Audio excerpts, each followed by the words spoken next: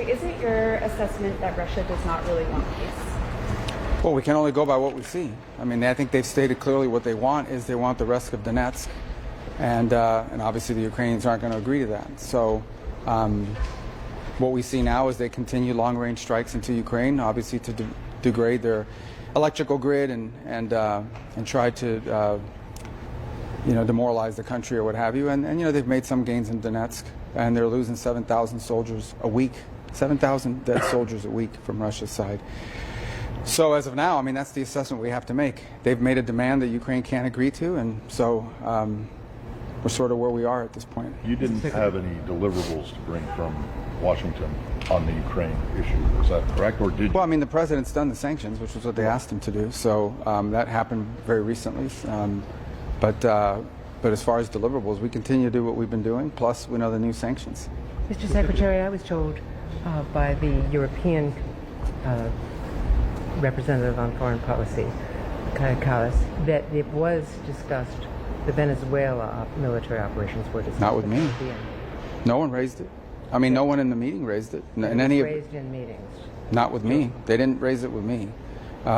They may have raised it among themselves, but they all came now from CELAC or whatever they were at. But it didn't come up once in any of the gatherings that we had, either last night or today. Let me ask you about that.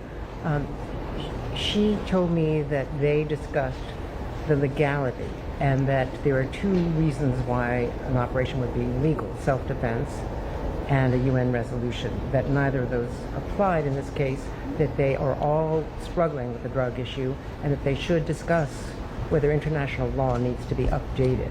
So let me ask you about that. I don't think that the European Union gets to determine what international law is. No, they certainly don't get to determine is how the United States defends its national security. The United States is under attack from organized criminal narco-terrorists in our hemisphere, and the president is responding in the defense of our country. I do find it interesting that all these countries want us to send, and supply, for example, nuclear-capable Tomahawk missiles to defend Europe. But when the United States positions aircraft carriers in our hemisphere where we live, somehow that's a problem. So I would say that the United States is, and this president has made very clear, his job is to protect the United States from threats against the United States, and that is what he's doing in this operation. And Canada's foreign minister says that they have been assured that the U.S. is using its own intelligence and that the Canadian intelligence is not being used. We've been told, or there are reports rather, that the UK is not sharing targeting intelligence. Yeah, a couple points. The United States, there's reasons why we have those assets in the region, and that is to collect intelligence, and we're actioning on that. Obviously, I won't go any deeper when it comes to intelligence matters. I did see a CNN report yesterday. I'm not going to go into great detail than to say that it's a false story. It's a fake story. And what's happening now is people with a business card that has a government email on it become sources because they don't know, they're not even in the know. So they either have an agenda or they want to make themselves important. And it's been a plague of story after story that's either inaccurate or misleading, and that falls in the category of both. That story does. But again, going back, look, this is a counter-drug operation. The president's ordered it in defense of our country. It continues. It's ongoing. It can stop tomorrow if they stop sending drug boats. The Maduro regime is a narco-terrorist regime indicted in the Southern District of the United States for narco-terrorism. But more importantly, they're also a transshipment organization that allows these groups to operate from their national territory. They allow drugs to be shipped. They openly cooperate with the shipping of these drugs towards the United States and Europe, by the way, so maybe they should be thanking us. But the bottom line here is that the president is going to defend the national interest and the national security of the United States, which is under threat by these terrorist organizations. Secretary, you met with your Saudi counterpart today. Mm-hmm. Can you talk about what is being discussed in preparation for MBS visit to the White House next week, and will the Saudis get a security deal that is better than the deal that Qatar previously got? Well, we're still working through all that. I mean, obviously, all that will be announced just prior to or during the visit, but we'll have some good agreements to sign with them. A lot of progress has been made since the president's visit there, so we're working through that. I feel good about where it's at. There's still a few things that need to be tightened up and finalized, and we're going to have a good meeting next week. Mr. Secretary, I'd like to go to another region. Which one? For that, Sudan. Sorry. Oh, yeah, it's terrible. Exactly, and I saw the communique that the G7 put out today. I mean, what is your take? Is there anything that can be done right now? Unlike the Caribbean, which anybody who told you that was discussed is not being honest with you. Not a single person brought it up in any of those, and we had 3 meetings with the whole group, or 4. That was discussed. And we're very concerned. As you know, we've been sponsoring this Quad initiative along with Egypt, Saudi Arabia, and the United Arab Emirates. And I think the fundamental problem we have is that the RSF agrees to things and then never follows through with it. So now what you have is a calamity on your hands. And so I had meetings on this yesterday. We've discussed it multiple times with multiple countries today. And I think something needs to be done to cut off the weapons and the support that the RSF is getting as they continue with their advances. I think it's telling, the humanitarian groups are telling us that some of the levels of malnutrition and suffering that they're seeing from some of these people who have been able to flee is unprecedented. They've recorded things they've never recorded before. And I think even more troubling is that they didn't have the number of refugees they expected to receive because they assume many of them are either dead or so sick and malnourished they can't move anymore. So what's happening there is horrifying.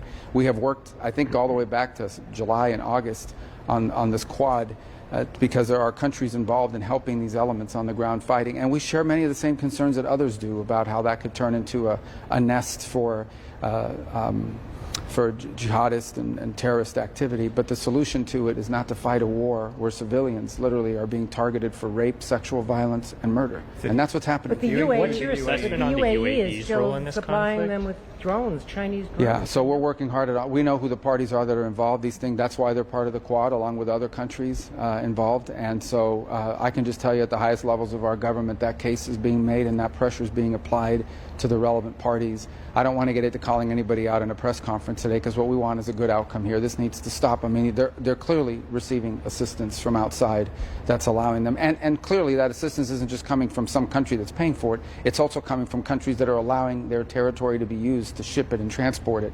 So that, in order for this to be solved, that needs to be addressed. I don't know if you saw the RSF a few days ago agreed to humanitarian ceasefire, but they don't intend to comply with it.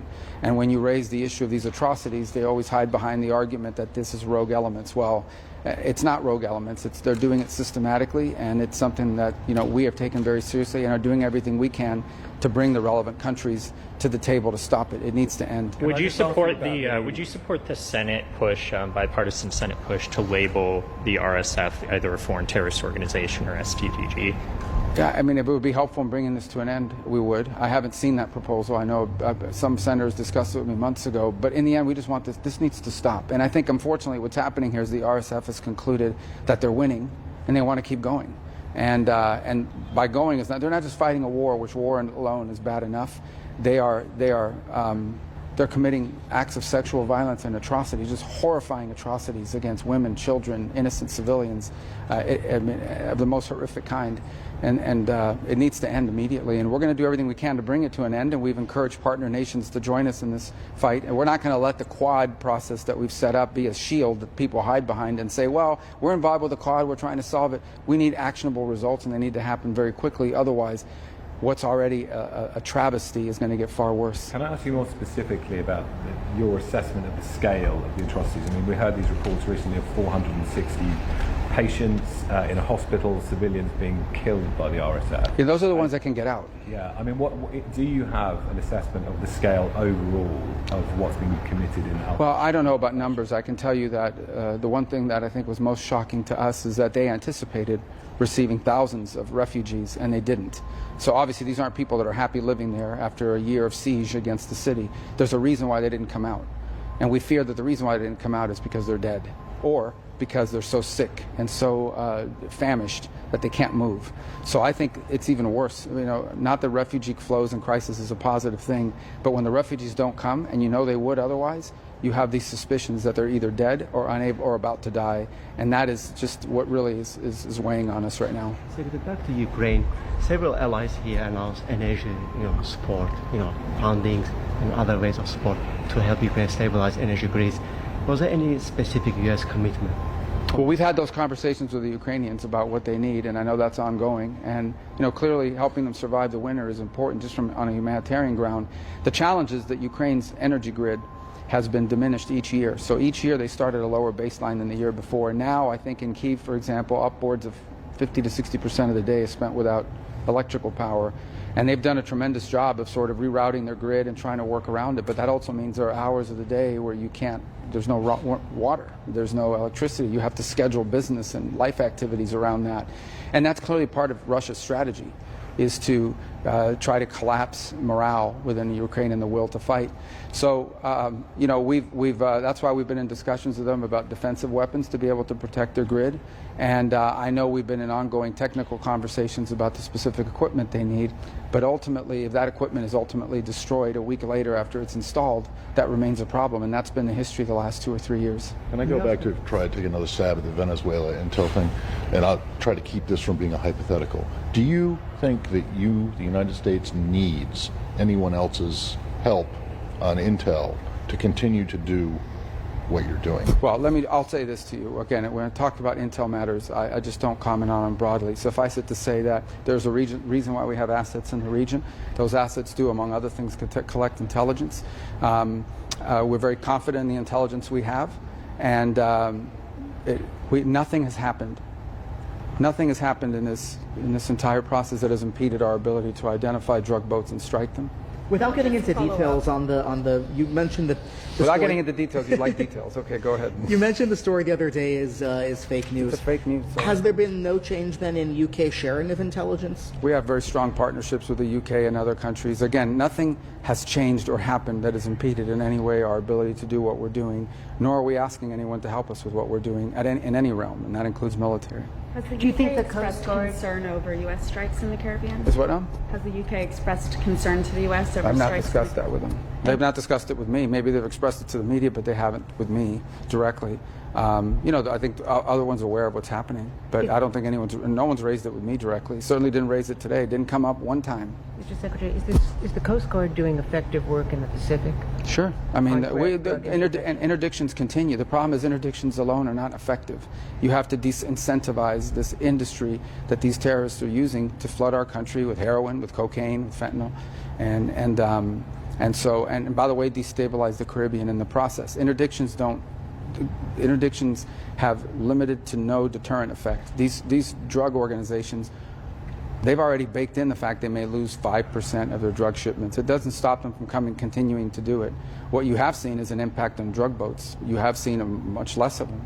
You're starting to see it. It's in both the Pacific and in the Caribbean basin, especially in the Caribbean. Any response to Venezuela's government saying that it's doing a massive military mobilization in response to what they call a threat from the United States? Yeah, they don't have a government. There's an illegitimate regime that's basically a narco-trafficking organization that's empowered itself. By the way, many of the countries represented here at the G7 don't recognize the Maduro regime as a legitimate government. So I don't generally respond to what they're saying. Suffice it to say that the problem we have is that the senior leader of that regime, of that illegitimate regime, is also indicted in the United States in the Southern District of New York on drug charges. And unfortunately, the Biden administration, both of his nephews were convicted of drug trafficking in the United States, and they were sitting in jail serving their federal sentences when the Biden administration pardoned them and released them, along with Maduro's bagman, Alex Saab, who was also in U.S. custody awaiting trial, released them as well on a promise that he would hold free and fair elections. So the Biden administration got snookered. And they've snookered other people. They've snookered the Vatican. The Maduro regime has fooled other entities, the Norwegians who have tried to get involved and broker deals with them. But look, this is a counter-drug operation, and if they stop sending drug boats, there won't be any problem. Manuel Noriega was also an indicted drug trafficker whom the United States considered an illegitimate leader, and we went in and arrested him. Is that something that you're talking about? Yeah, I was in high school when that happened, so I wasn't involved in that operation. I'm telling you about I can only comment on what we're facing now, and that is what the president has authorized is an operation to stop these terrorist organizations from flooding our country with drugs. And that's what we're in the process of carrying out. That's what he's authorized. That's what the military is doing. That's why our assets are there. Can I ask briefly on the Middle East? Secretary, don't you need to do it on land also? There's suggestion that most of the fentanyl, at least, is coming over. Sure, and we have excellent cooperation with the Mexicans. And the Mexicans are doing more today than they've ever done to stop it. Also, as part of the president's agreement with President Xi of China, they've agreed to schedule, I think the FBI director, if not today, was going to have or did have a press conference announcing that. But as part of the arrangement and the agreement that was made in South Korea 2 weeks ago, the Chinese have agreed to schedule 13 key precursors. So for the first time, if they can cut back on that being shipped to Mexico, that will certainly have an impact on the manufacturing of fentanyl inside of Mexico. And Mexican authorities are doing more today than they ever have, and we're working closer with Mexican authorities than we ever have, that I can recall, perhaps ever for certain, in stopping this flow. So we have a strong cooperation with Mexico, with El Salvador, with Ecuador, with Guatemala, with multiple countries in the hemisphere that are helping us on land stop these flows from getting here. That's the difference between them and the drug boats. With the drug boats, we have no cooperation. On the contrary, the Venezuelan regime has long facilitated the use of Venezuelan territory as a transshipment point for drugs. Secretary, you met with your Indian counterpart here as well. India has declared that the explosion in Delhi on Monday was a terrorist incident. How concerned are you about rising tensions between India and Pakistan, given the antecedent of the tension and the fighting? Yeah, I mean, we're aware. We're aware of the potential that holds. But I think the Indians need to be commended. They've been very measured and cautious and very professional in how they're carrying out this investigation. That investigation continues. It clearly was a terrorist attack, and it was a car loaded with highly explosive materials that detonated and killed a lot of people. But I think they're doing a very good job of carrying out an investigation, and I think when they have facts, they'll release those facts. So, but clearly, I mean, we're aware of the potential that it has, and so we spoke about that a little bit today, the potential that it has to become something broader. But I think we're going to wait to see what their investigation reveals. We've offered to help, but I think they're very capable in these investigations. They don't need our help, and they're doing a good job. And I thought they were very measured and professional in how they've approached it, as they usually are. You mentioned China and fentanyl. This working group that the Treasury Secretary has talked about setting up, measuring China's progress on cracking down on fentanyl flows. Is there a timeline for when that will be established? Do you know? I don't know. You'll have to ask the. I mean, that's part. Since it's part of the trade agreement, it'll largely involve Treasury and probably elements of law enforcement as well. But the FBI director traveled to China a few days ago, had very positive meetings, and from everything we've seen and heard so far, it appears that Chinese have a real interest in scheduling these substances. These precursor chemicals have legitimate uses, but when you combine them all together, they create fentanyl, which is not legitimate. And so everything we've seen from them is that they're serious about doing it, and in return, the president cut in half the fentanyl tariffs. So we expect both sides to comply with their end of the bargain, and so far everything we've seen indicates that they intend to. On the Middle East, can you talk about the stabilization force for Gaza? Is there any further progress on the? We have a new draft, I think, that's being worked on now. We feel optimistic that it's going to happen. It needs to be done the right way, and obviously there's a lot of different countries. You have to balance their interests here and how that's structured beyond just the security force. So I think we're making good progress on the language of the resolution, and hopefully we'll have action on it very soon. We don't want to lose momentum on this. What should its role be? Do you foresee it potentially a fighting force, that it may have to be involved in raids against Hamas remnants or militants? Well, it shouldn't be a fighting force, but I mean it shouldn't have to be, because the agreement that was signed and that all parties agreed to calls for the demilitarization of Hamas. So, but I think the question is who's going to be standing on that line and beyond it to provide security, because you're going to need security if you want to really flood Gaza, particularly in that red area that's not in Israeli control. If you really want to see a huge uptick, not just in humanitarian assistance, but redevelopment, you're going to need to have security. And that can't be Hamas. So there'll have to be a force that provides just basic everyday security. That's as much as anything else what the stabilization force's role is to stabilize. As far as demilitarization is concerned, that's a commitment Hamas made. That's a commitment all of our partners on this deal made. And we expect that those countries, and they will at the appropriate time, including now, bring about pressure, on Hamas to live up to that commitment. But do you think the stabilization force should go beyond the yellow line if there isn't agreement on the disarmament of Hamas? Well, eventually the way to think about it is eventually there won't be a yellow line. Eventually there'll be Gaza, and none of it will be controlled by Hamas. Right now, that yellow line is what differentiates between the parts of Gaza under Hamas control and the ones that are not in Hamas control. Eventually, none of it should be under Hamas control. There should be a civilian Palestinian organization that runs Gaza. And that's the goal, is to stand that organization up, give it capacity, allow it to grow in both capability and credibility, and ultimately it will govern Gaza. The Israelis don't want to govern Gaza. We don't want to govern Gaza. No country in the Middle East wants to govern Gaza. But it'll take some time to build up that capability, and in the interim, someone has to provide security. It just sounds like you're saying the ISF wouldn't go in until there is a full withdrawal of the Israelis. Well, that's what's being worked on in the resolution, and those are the questions that key partner countries are asking before they participate. And so that's part of the ongoing conversations that are happening, but clearly there'll have to be some delineation of all of that before countries sign up, and that's part of what's going on. I don't want to comment on it in detail simply because it's still being worked on and negotiated as part of the drafting. There's been a spate of violence in the West Bank. Critics say that West Bank settlers have carried out this violence with impunity. I'm just wondering what your reaction is to that, if you could see that in any way potentially undermining or endangering some of these agreements in Gaza. I hope not. I mean, I think I saw comments today from the President of Israel and even from the head of the IDF in that region condemning what happened. I think they also attacked Israeli forces as part of this.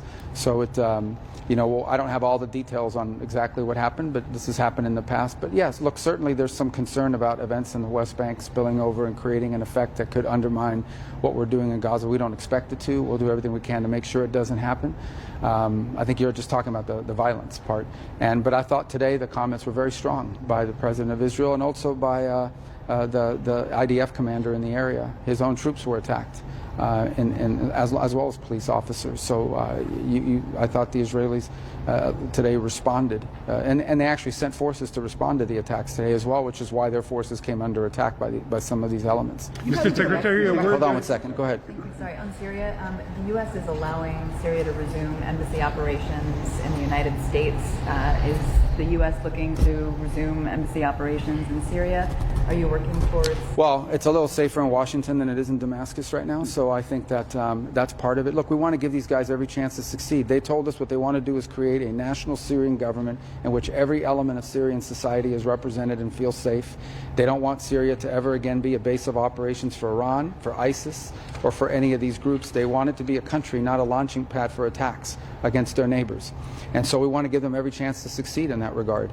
The alternative is that if it doesn't work, if this doesn't happen and it collapses, then the alternative is going to be that Syria will fall into civil war and it'll become a playground for virtually every dangerous element in the Middle East, and including a return of Iran, and it'll even strengthen Hezbollah. So we don't want to see that happen. So this is the best option on the table to prevent that from happening. So we want to give these guys every chance to succeed. We hope that they do. No one can guarantee that it will, that what the task they're taking on is very difficult.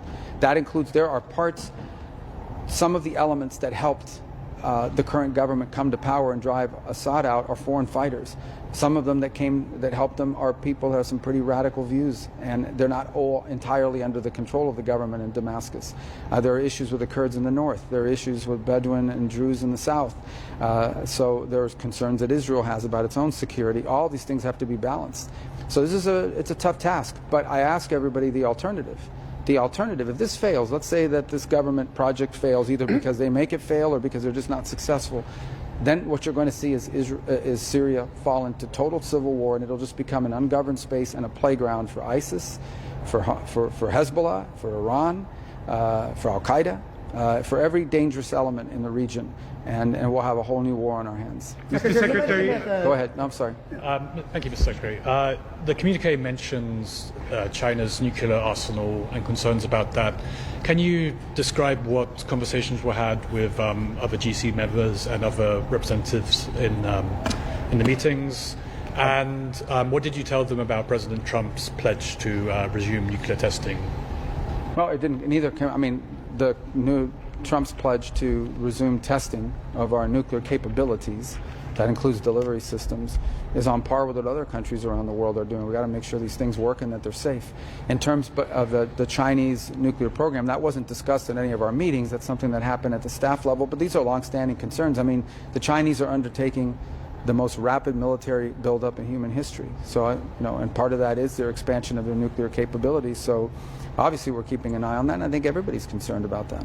Secretary, on Russia's sanctions, to what extent did it come up, like to further strengthen? Well, there's not a lot left to sanction from our part. I mean, we hit their major oil companies, which is what everybody's been asking for. Obviously, those have to be implemented, and it'll take some time to begin to feel it. But, I mean, I don't know what more there is to do. I mean, we're running out of things to sanction Shadow in that Fleet. regard. Well, Shadow Fleet is an enforcement mechanism, and obviously sanctions have to be enforced. So, we don't put sanctions and then not enforce them. We're interested in enforcing them as well. So, but that's more of an enforcement matter. And Shadow Fleet has come up because I do think there are things that the Europeans can do on Shadow Fleet, since a lot of these are happening in areas much closer to them. Mr. Secretary, You're a Mexican counterpart. Yeah. And you've talked about Mexico helping more than ever before. There's been a high-profile assassination in recent weeks of a mayor of a town in the state of Michoacan in Mexico. How concerned are you about Mexico's public security situation? What more can the U.S. do to help Mexico to take on the scourge of the cartels and the violence? Well, we're willing to provide them any help they want. You know, obviously they don't want us we're not going to take unilateral action or go in and send American forces into Mexico, but we can help them with equipment, with training, with intelligence sharing, with all kinds of things that we could do if they ask for it. They got to ask for it. But look, you asked about one mayor. It's not just, there's been other mayors. There's been journalists. There's been politicians. There's been judges. These cartels are very powerful. And one of the things that no one is discussing enough is the rise of these transnational terrorist organizations. And just because they're not ideologically driven does not mean they're not terrorists. You don't have to be ideological to be a terrorist. And they're terrorists because they possess, in many cases, more weapons, better training, better intelligence, and more capabilities than nation states do. In the case of Ecuador, these terrorist organizations are threatening the Ecuadorian state. I mean, planning IDFs and attacking, planning IEDs and attacking the presidential convoy. In Mexico, there are areas of the country that are frankly run by and governed by these cartels are more powerful than local law enforcement or even the national forces are. So these are a concern throughout the hemisphere. In the case of Haiti, the Haitian problem is not with some ideological movement. The Haitian problem is with armed gangs that in many cases are stronger and more capable than the Haitian forces are to be able to stand up against them. So this is something that it's probably the most serious endemic problem in the region, is that these aren't just criminal organizations. They are terroristic organizations because they threaten the viability and the capabilities of nation states. They undermine, and they're trying to, in the case of Haiti, they're trying to make Haiti have no government at all. It's just a playground for them. That's sort of what the Maduro regime has become in Venezuela, and they would have empowered, and obviously in areas of Mexico as well. But the level of cooperation between the U.S. and Mexico today is at an all-time high, and it's growing, and it's positive. And it's driven by what they ask for, what they need, and by helping them improve their own capabilities if they ask us for that help. And they have in some cases, and others, they have those capabilities already. So we have a very good relationship with them. We've made incredible strides in the first 10 months of this year, but it's a big problem that's been existing for a very long time. So we're taking on something that's been there for a long time. So it's going to take a while to see measurable progress. In some cases, we already have. We're getting extraditions faster than we ever have, for example. Not always, but in many of these cases. So we have no complaints on the level of cooperation we've had from Mexico, and the work we're doing with them is historic right now. Haiti, but there's more to be done. On Haiti, did you get any commitments today at the G7? Well, the Canadians have stepped up already. Yeah, so we have two challenges in Haiti. The first is we have to finish out the transition period to the gang suppression force. So there's another 3 months early next year that has to be funded. We have agreed to fund the first half of the transition phase, which takes us to the end of this calendar year. And now the money needs to be raised from international partners to fund the second 3 or 4 months transition. Then we need to raise money for the UN office and the gang suppression force, and we have to get countries to volunteer to send forces. We can't just have the Kenyans doing it alone with 2,000 troops. So there's a lot of work to be done. We work on it every single day. We have a whole crew that's working on that every single day, and we're asking for 3 things. Money for the remaining transition phase. We covered half of it. The rest of the world should be able to cover the other half. Second is money for the UN office and the gang suppression force, and third are the forces. Countries make a commitment to bring forces to bear so that they can rise to 5,000 as opposed to 2,000.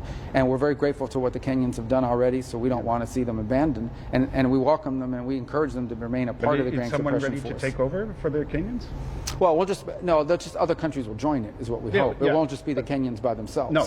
But to lead it? Well, that's what we're working on right now. As you can tell, it's not like it's work to be done there in that regard. And we think there needs to be more hemispheric participation in that regard. It really is something that we'd like to see higher levels of participation from our hemisphere. Now, we welcome other countries as well, but we think it's important that countries in our hemisphere participate in this, since it is a hemispheric challenge.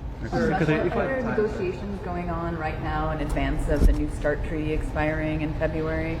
No, there's no active open negotiation. There's conversations about potentially speaking to them about that. They've expressed publicly some interest in it. So we're viewing that, and I think that's, we bifurcate that from the whole Ukraine lens or context. So, but look, we have communications with the Russians at levels every day, maybe not at my level, but whether it's our embassy operations issues or things like what you've just asked about with New START. But I don't have any news on that today. How's your relationship with Lavrov right now?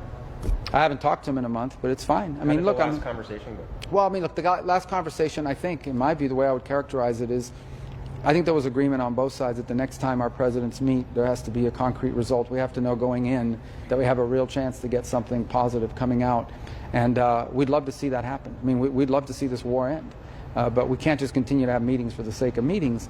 And I think both sides sort of view it that way. At least that's what I took from our conversations. So, my conversations with them have always been professional and productive. But I mean, obviously, we want to see results. Do you have any evidence, sir, that the Russians or the Wagner Group, other proxies, are involved in Sudan in continuing this war? Well, there's a lot of players involved in Sudan, but I think the primary challenge we face right now, and I'm not diminishing that what the other side has done or what other atrocities that have been committed in different groups that are playing, and that includes potentially the Iranians, at least money and weapons being flown into the other side. But I think our biggest problem right now, not to single them out, but we need to, is what the RSF has done in recent weeks. They don't have manufacturing capability. Someone's giving them the money and someone's giving them the weapon, and it's coming through some country. And we know who they are, and we're going to talk to them about it and make them understand that it's going to reflect poorly on them, and it's going to reflect poorly on the world if we can't stop this. How concerned are you about frozen Russian assets? Will the U.S. get involved in the Europeans' plan to use the Russian frozen assets to support Ukraine? Well, Secretary Besson is sort of dealing with that topic, so I wouldn't want to get ahead of him on that. I encourage you to ask Treasury about it. I mean, I just don't want to. I'll let him speak for what our latest thinking. Oh, I mean, we're aware of the efforts in Europe. Obviously, they have a couple countries that are not excited about it. So, but that's a European matter. As far as frozen assets in the United States and our approach to that, that's something the Secretary of Treasury is working on, and collectively we're working on as a team. But I'll refer you to him. I don't want to be commenting on that and getting ahead of him on anything. Does the U.S. support the European plan? Again, it's also something that he's looking at. Look, we like anybody else, there are some unintended consequences to doing that. But I don't have any official statement on that right now. How concerned are you about Russian incursions in Eastern Europe? What's that now? Russian incursions, increasing incursions in Eastern European countries. How concerned are you about those incursions and any? Yeah, we're not in favor of them. I mean, we don't like them, but we have a strong commitment to NATO and to defend our partners if they ever come under attack. We think if those provocations are coming from Russia, we think that they're counterproductive and obviously create a high level of tension that could spark something broader, which would be bad news for them and bad news for everybody, really. Okay. One quick question on Hungary, Mr. Secretary. You guys have issued a waiver, sanctions waiver for Hungary. There are conflicting reports about terms limits. Is it about 1 year or indefinite? No. So there's a nuclear plant issue that's already under construction, and they need to complete. And because it involves a Russian company that did the design and build, we want them to be able to complete because we want them to be energy independent. In the case of the pipelines on oil and gas, it's a 1-year extension because it would be deeply traumatic to their economy to cut them off immediately. It's a very small piece of what Russia sells. It's almost all of what they buy, and it would be deeply destabilizing in Hungary for them to lose access to those energy resources. All right, let's get out of here before they...